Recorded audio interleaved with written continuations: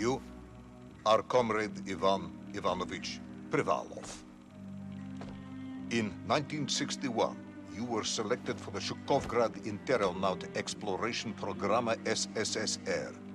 Despite failing your basic physical and being caught cheating on your entrance exams, on the morning of the 12th of April 1962, you boarded a rocket drill containing the experimental device Little Orpheus, with the purpose of descending through the Earth's crust to discover the relative hollowness of the interior and its suitability for colonization. No, you've lost me, General. Did I do what? You and Little Orpheus were dropped into an extinct volcano to drill to the center of the Earth and find out if we could establish a city there. Note, if you will, that this date is over 3 years ago.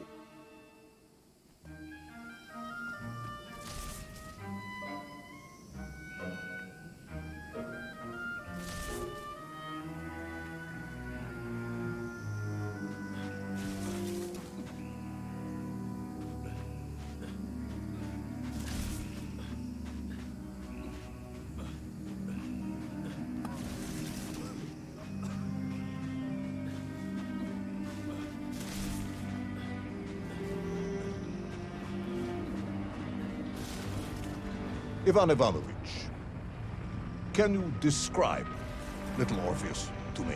Of course. It was large and round and had something of a disagreeable smell. I was referring to its technical specification. Well, General, I am no man of science, but it had this radio thing that I was supposed to use to let the surface know I had arrived, and some sort of battery wrapped in this lead box. But I was told to not touch anything under any circumstances, and I did notice the engineers who worked on it were quite a shifty bunch.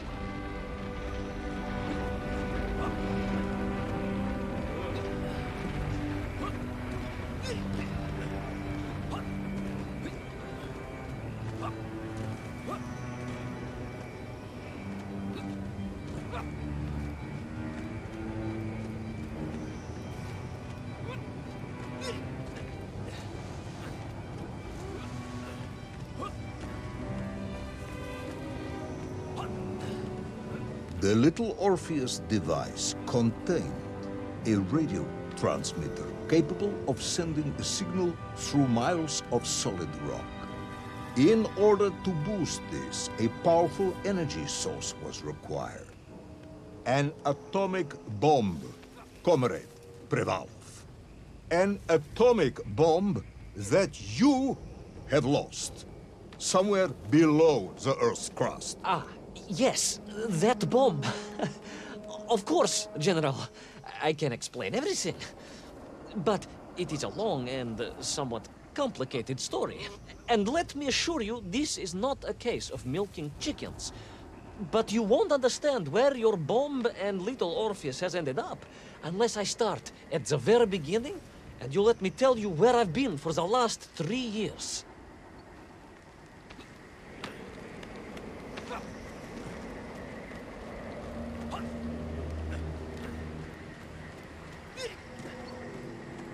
From the beginning, then. But this had better be good. Good, General. It's more than good. It's extraordinary. And it began like this.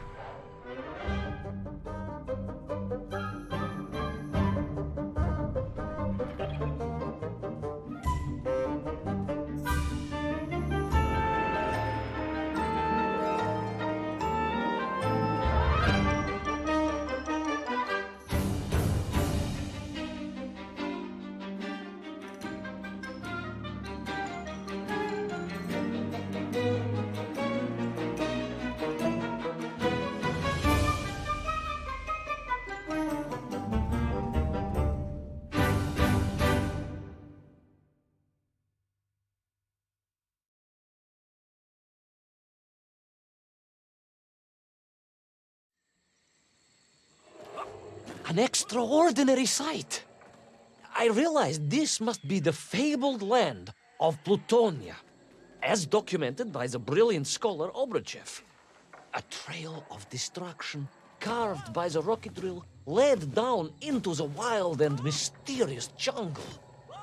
The rocket drill itself must have snapped in half somewhere below Kamchatka, and little Orpheus bounced out and became lost in that prehistoric forest.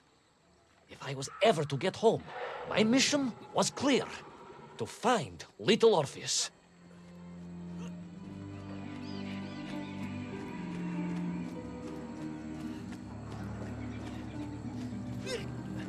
I steeled myself and plunged deeper into that prehistoric jungle where insects the size of dogs buzzed around. Dogs? What sort of dogs? I beg your pardon, General? Large dogs or small dogs? Big like an ovcharka or small like a barlomka? Does it really matter? Of course. Detail is all important. Ovcharka then, General. The size of an ovcharka. I find it very hard to believe.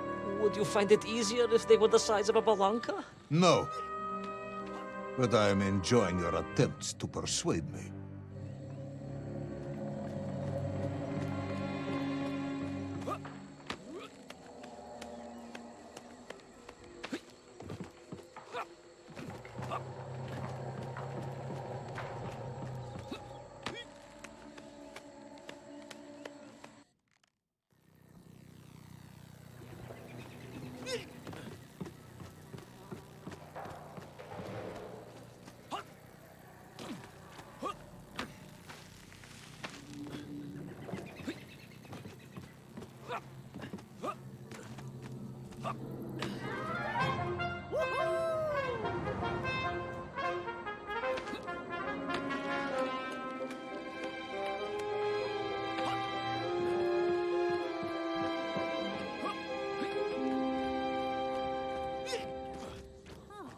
Another part of the rocket drill. But still no sign of little Orpheus.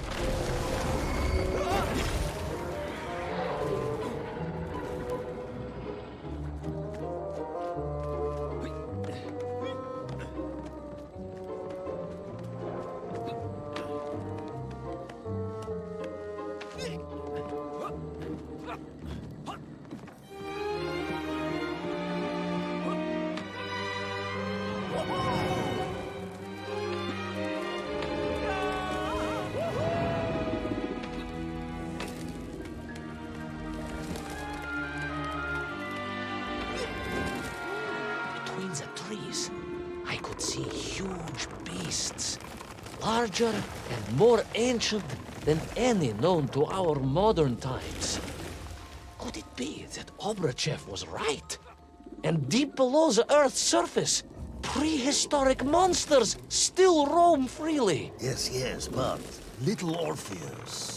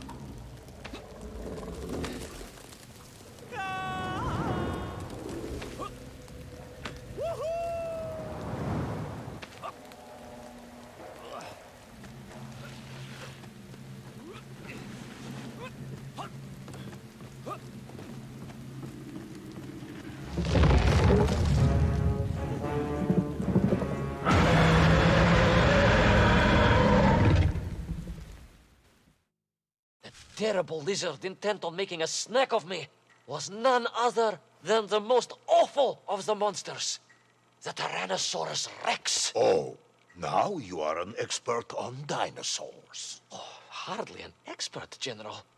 Just educated by the best schools in the world, like all good socialists.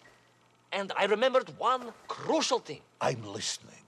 Well, its greed is without bottom, its hunger is ferocious, but its brain is absolutely tiny. So, it can roar and roar as much as it likes, but it will never be a match for the sharpened mind of the good Soviet worker. All I needed was a plan to outwit the monster.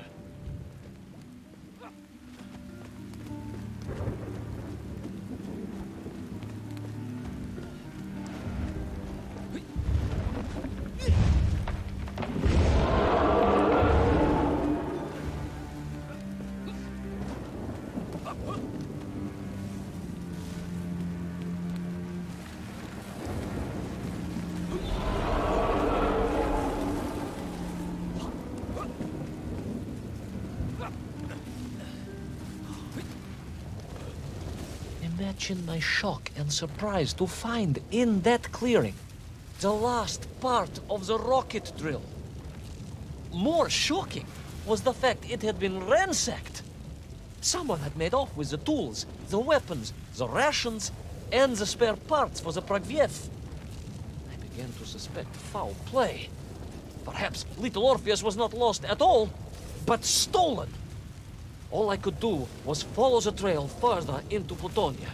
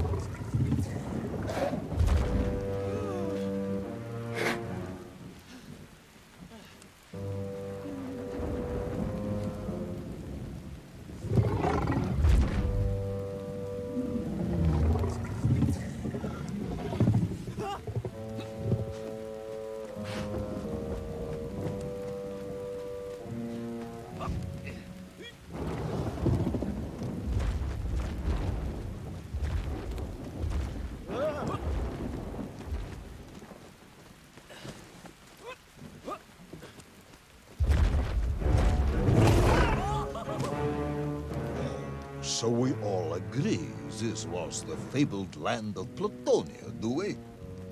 I don't remember accepting that. I will admit it might not have been Plutonia if you are prepared to accept the dinosaur. This isn't a negotiation, Ivan Ivanovich. General, you can disagree all you like, but there's very little you can do to persuade me it wasn't a dinosaur. I might not be able to persuade you, but I can always have you shot.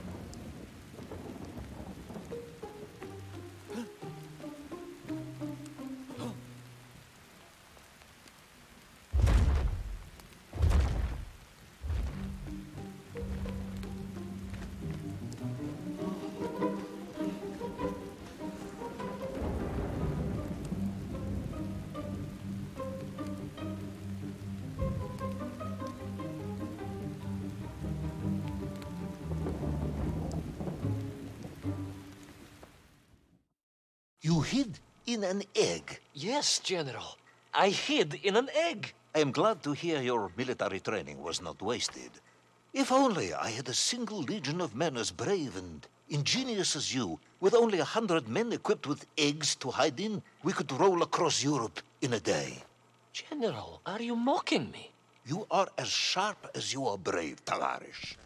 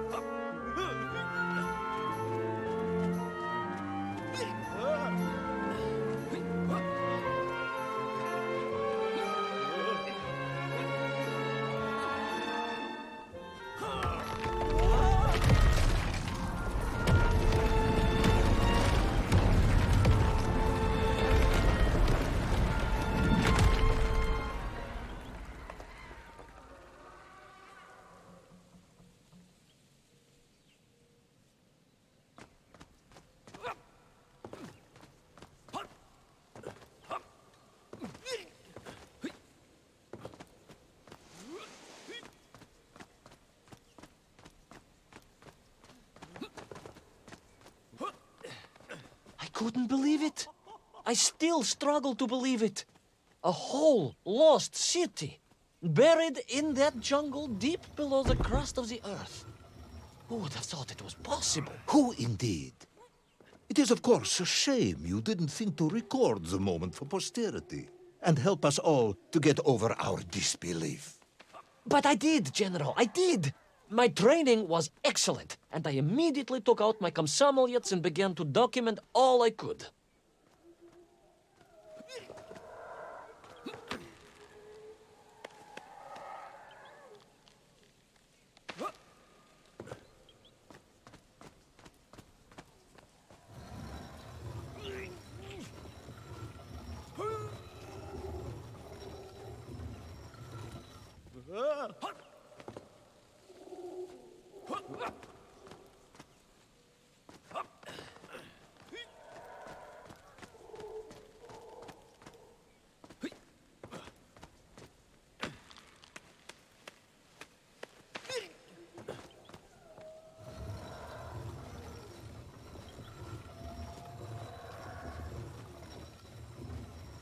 So, where is this camera now, then? Ah, General, yes. What, of course, I meant to say was my training was excellent, and I immediately reached for my camera, only to realize it must have been torn from my utility belt in the crash and lost forever in that forgotten jungle.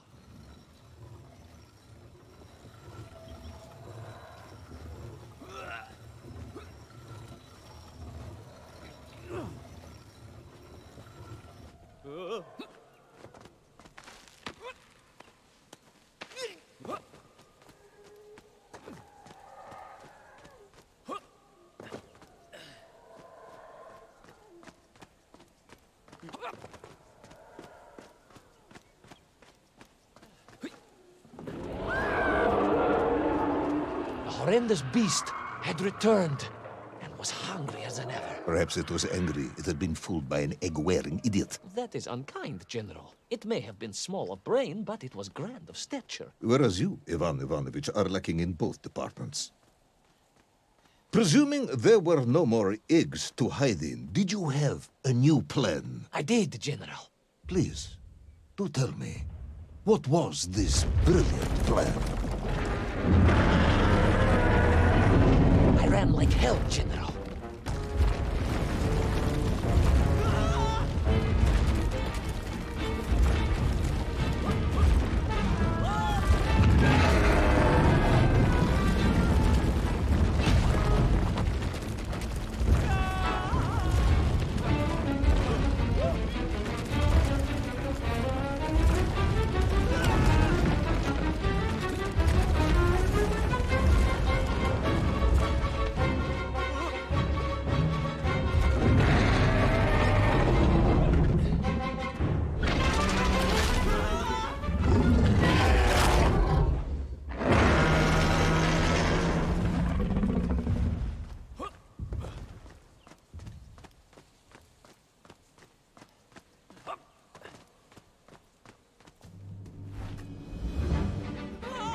Will our intrepid yet doomed hero survive the jaws of the ferocious dinosaur? Will he meet his end miles underground as an aperitif for a ravenous raptor? What dark secrets could be buried in the lost city of Agatha? Will the general ever discover the location of his lost bomb? All of these questions and more will be answered in the next exciting episode of Little Orpheus!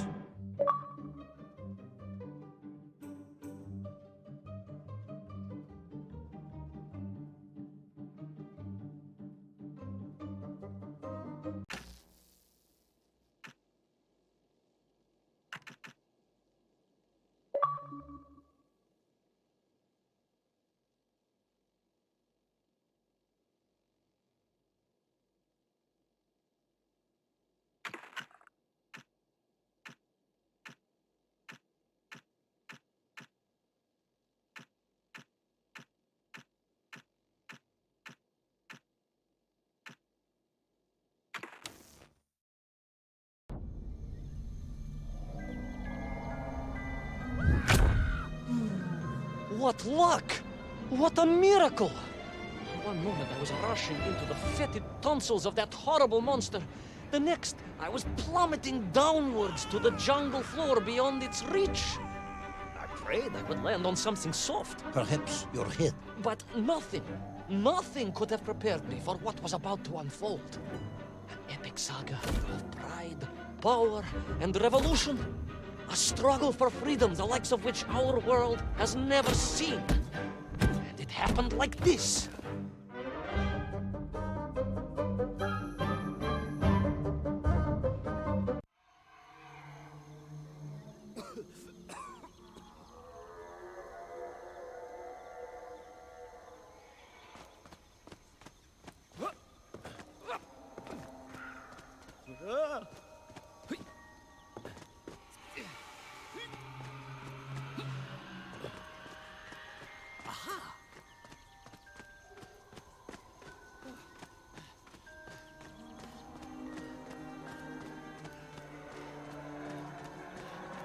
Who were those strange, gentle monsters who towered above me? I could only guess they were the lost tribe of the Menf, an earlier race of people. But why were they so fearful of those ancient gates that lay just beyond their village? And why did they seem to recognize me? Why?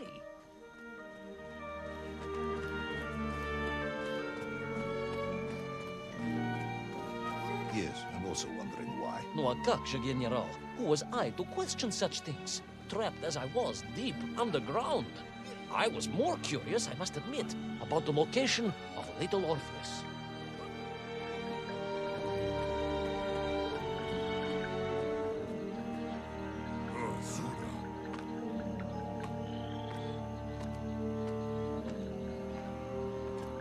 You talk of a great city, a mighty power.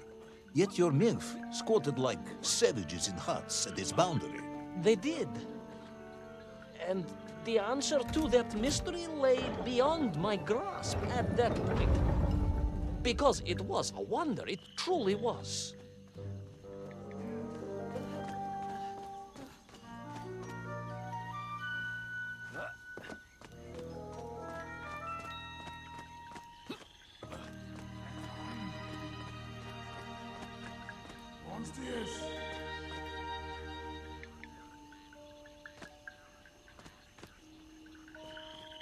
Uns dies! Eton!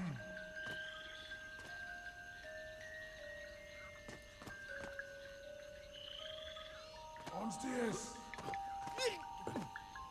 Eton!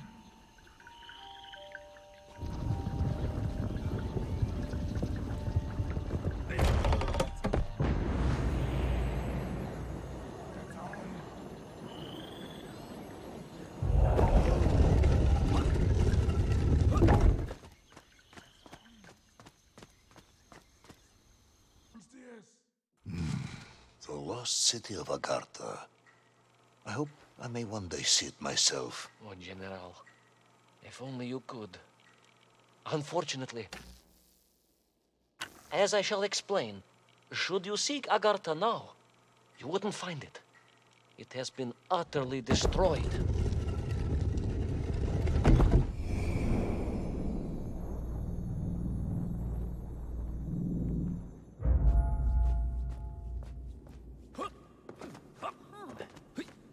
Utterly destroyed? Utterly, General, a tragic loss. A convenient loss. I imagine archaeologists weeping as I tell you. But most importantly, before we continue, you must understand one crucial fact about its destruction. Which is? It wasn't my fault.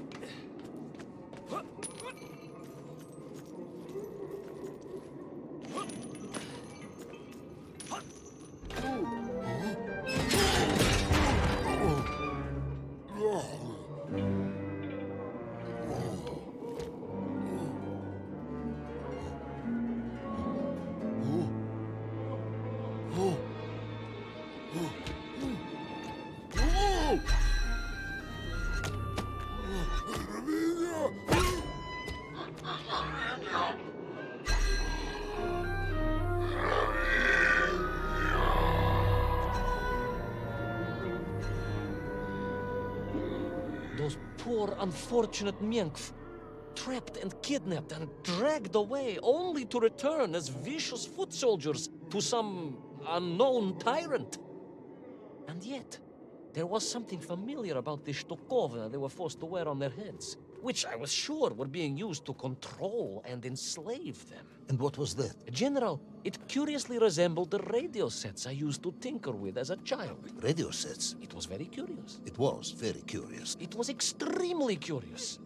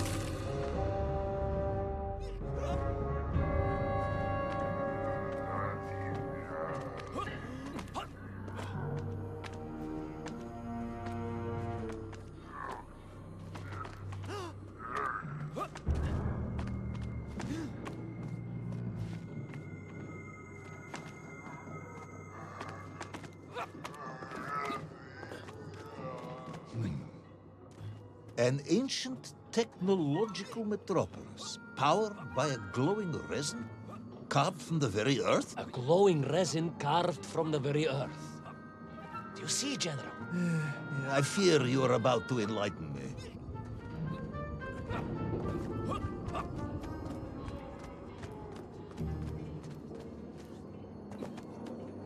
Little Orpheus must have been drained by the impact, but whoever had stolen it and brought it here was no doubt planning to use the Agarthan resin to charge up the atomic bomb, restoring the device to its full potential. What sort of man would come up with such a monstrously reckless scheme? Perhaps the type of man who has such limited understanding of atomic energy that he thinks an ancient metropolis can be powered by shiny marbles.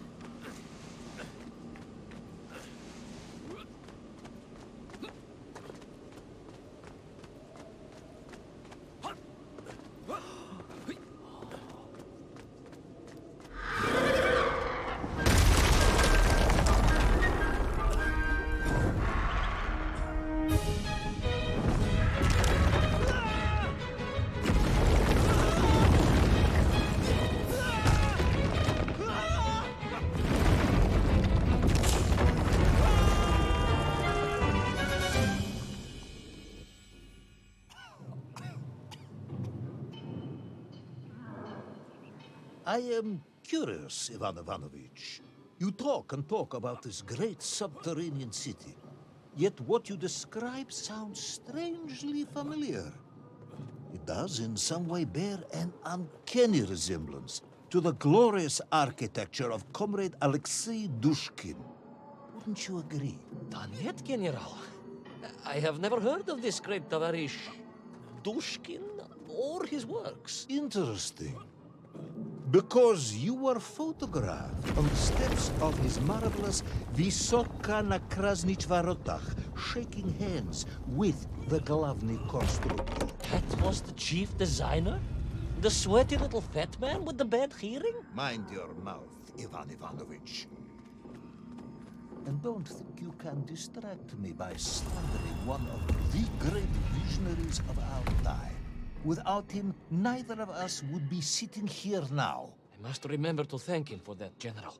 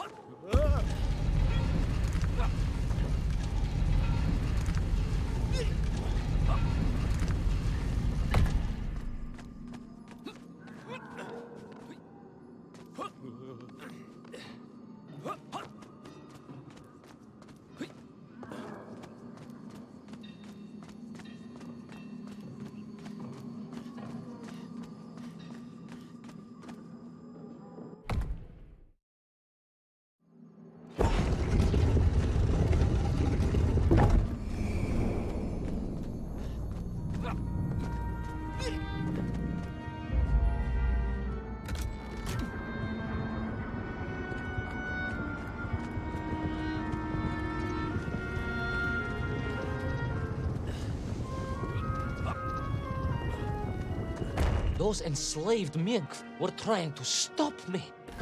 I was sure of that now. I find myself sympathizing with them, I must admit. No, General, then I have failed to win you over. Uh-huh. A point of agreement at last.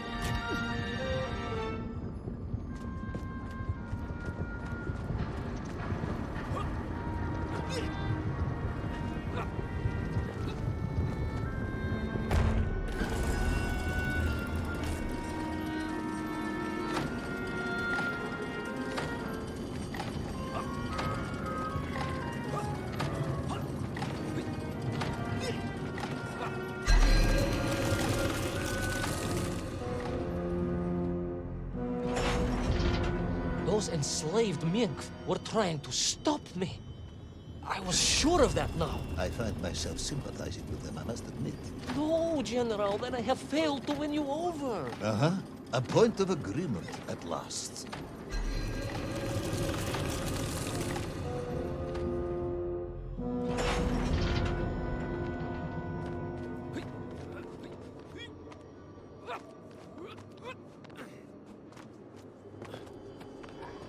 Those enslaved mink were trying to stop me.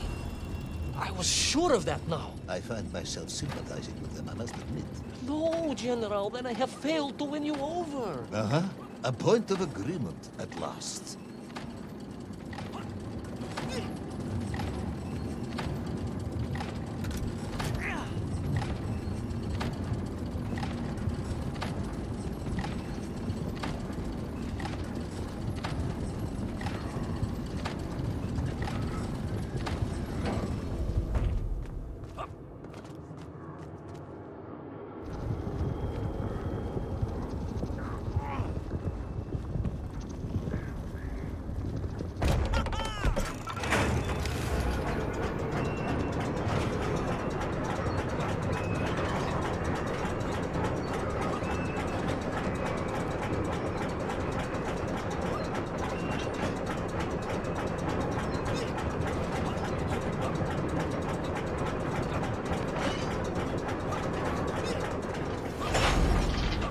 ask again, General. Are you mocking me?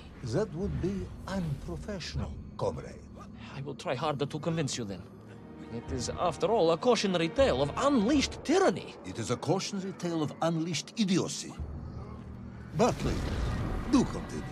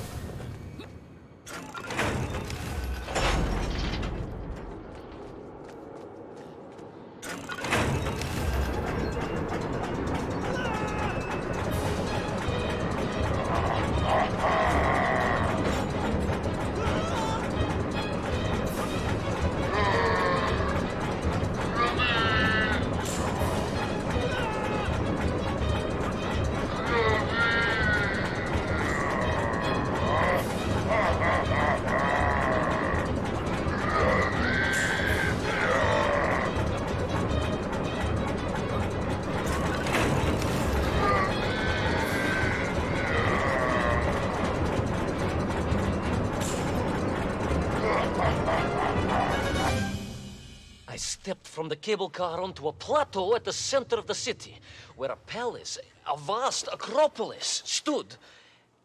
I was reminded of Chelyabinsk Sorok. May I ask how you know of Chelyabinsk? My Aunt Masha was a traveling tinker who married a beef investigator from Zlatoust. She told me of a secret but wonderful city in the west. An edifice of sheer power, humbly serving the will and needs of the people. Yes, unfortunately, that story didn't end so well. No. That's what Auntie Marcia told me. And perhaps that is why I was also reminded of it. Because the moment I touched the floor in that place, I could tell something was very, very wrong.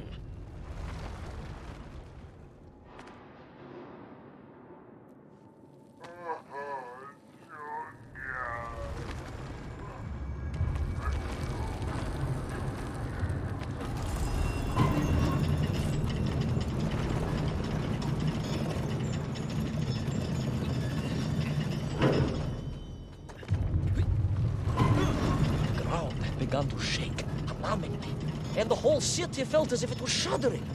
I could only imagine what I would find in the heart of the vast temple. If it isn't a giant glowing marble, I'm going to be very disappointed.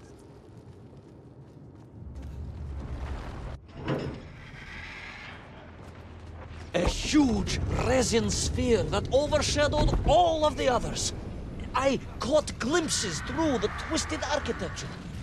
And it was then I saw him. Him? The thief, the enslaver, the tyrant, sucking the power from this wondrous city as he drained the very lifeblood of the ancient civilization and drew it into the atomic embrace of little Orpheus. With a song in my heart, I raced onwards to stop him.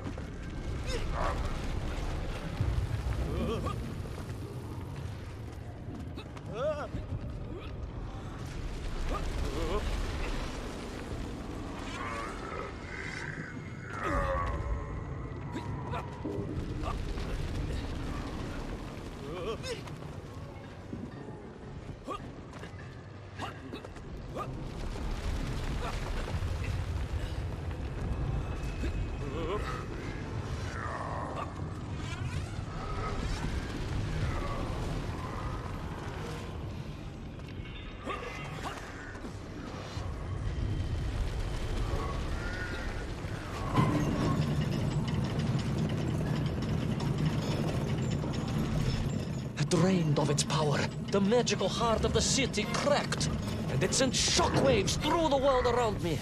A true monster, General, willing to bring down the mountain itself upon Agartha and bury it forever in his ruthless scheme. I could not save that wondrous place, General, to my shame and regret.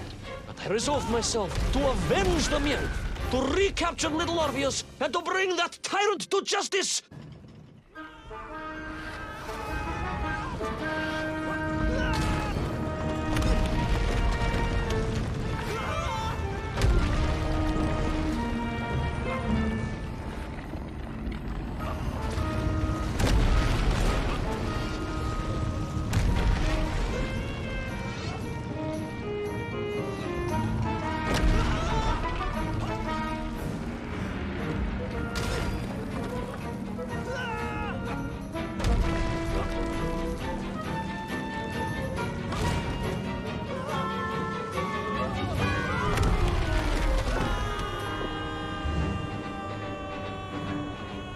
Will our plucky yet careless hero fall forever through those unknown skies? Will he discover the identity of the brutal thief commanding the army of the Mength? What chance does he have of ever returning to his beloved homeland? How long can the general's patience last? All of these questions and more will definitely be answered in the next exciting episode of Little Orpheus!